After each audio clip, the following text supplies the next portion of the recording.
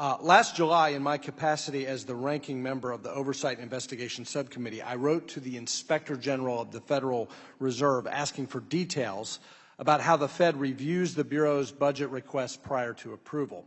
This week, the Fed IG published its report. This is it. This is the report. I think you've probably seen it. In response to my letter, the report and the ensuing briefing with my staff confirm what I initially suspected, and that is that it's more or less a rubber stamp. The Fed only reviews whether the request is within the statutorily mandated cap. If the request is under the cap, the Fed approves the request. There is no back and forth between the Bureau and the Fed. There is no discussion of any line item. It's just a version of a blank check. And given the fact that Dodd-Frank gave the Bureau extraordinary powers, rulemaking, enforcement, adjudicatory powers, including the authority to conduct investigations, issue subpoenas, civil investigative demands, initiate administrative adjudications, prosecute civil actions in federal court, and issue binding decisions in administrative proceedings, and given the fact that the Bureau can seek restitution, disgorgement, injunctive relief, and significant civil penalties for violations of 19 federal statutes under its purview, it is troubling that the Bureau's budget and funding process lacks any meaningful external oversight. So, of course, the Supreme Court, as many of my colleagues have noted here today, recently held that the Dodd-Frank law violated the separation of powers, concluding that the Bureau's structure limiting the President's power to remove the Bureau's single director is unconstitutional. In my view, this decision properly vindicates the President's power under Article 2 to supervise and, if necessary, remove those who exercise the President's authority on his behalf. The Court's decision holds that the Bureau must be accountable to the President, but I would argue that the Bureau should also be accountable to Congress. And the Supreme Court recognized this in its opinion, noting that the lack of accountability is alarming.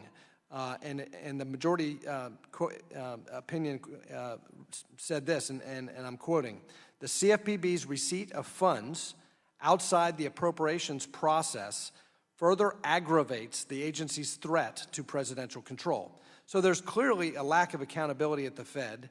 And as you know, I've been a frequent and vocal critic of this lack of transparency and accountability in the Bureau's spending. I have a bill, the TABS Act, the Taking Account of Bureaucrats Spending Act, which would place the Bureau under the congressional appropriations process. Unfortunately, my colleagues in the majority refused to consider this common sense measure. But I want to ask you, Director Kraninger, do you believe that subjecting the Bureau to the congressional appropriations process would enhance accountability and fix this lack of external check? And would it in any way diminish your ability or the Bureau's ability to protect consumers?